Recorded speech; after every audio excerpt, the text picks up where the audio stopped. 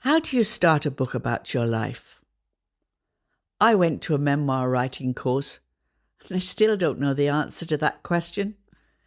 I sat Wednesday afternoon after Wednesday afternoon in a room in the Irish Writers' Centre with a group of people like me in the third acts of our lives, discussing how to put those lives on the page. When she read my pieces, the tutor said that I should keep going. She said I had a voice. I liked that. I liked the idea of her reading my words and hearing my voice. I still don't know the right way to begin. I mean, how does anything begin?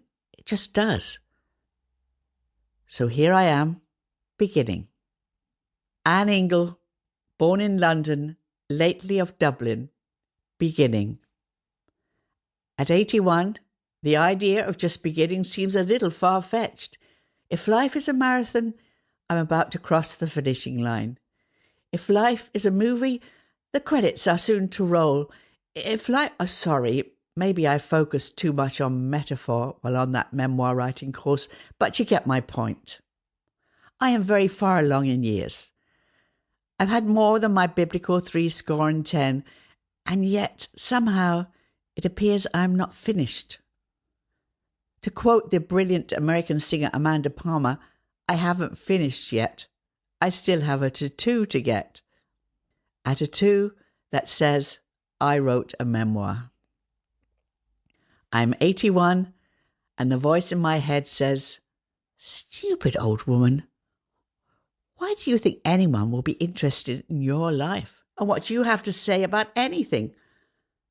As we notch up those birthday milestones, as the decades pass, we come to expect that a cloak of invisibility wraps around us, a cloak of irrelevance.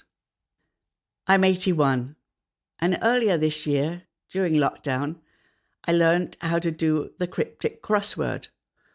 I knitted a hat for the first time. I am still maturing.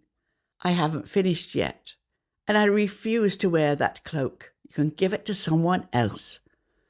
One Sunday, I was in a taxi on my way to my daughter's house. I often walk there along the Royal Canal, but it was cold and rainy, so I called a taxi. This was in the olden days, the days before face masks and social distancing, the days when you could sit in the passenger seat. Some of my children don't like me to sit in the passenger seat. They feel I am safer in the back.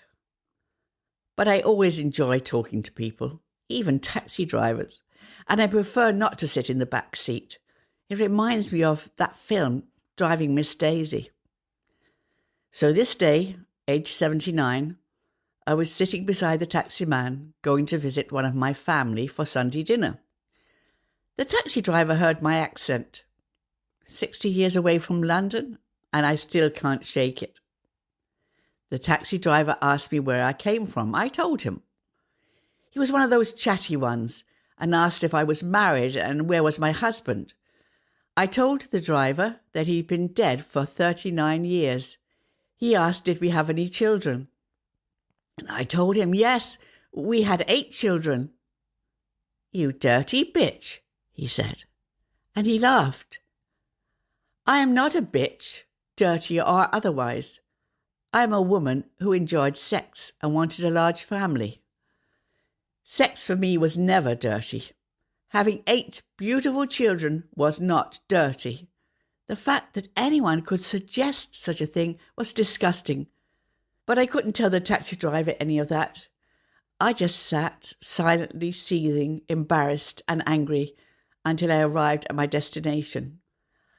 I didn't use my voice then. I'll use it now.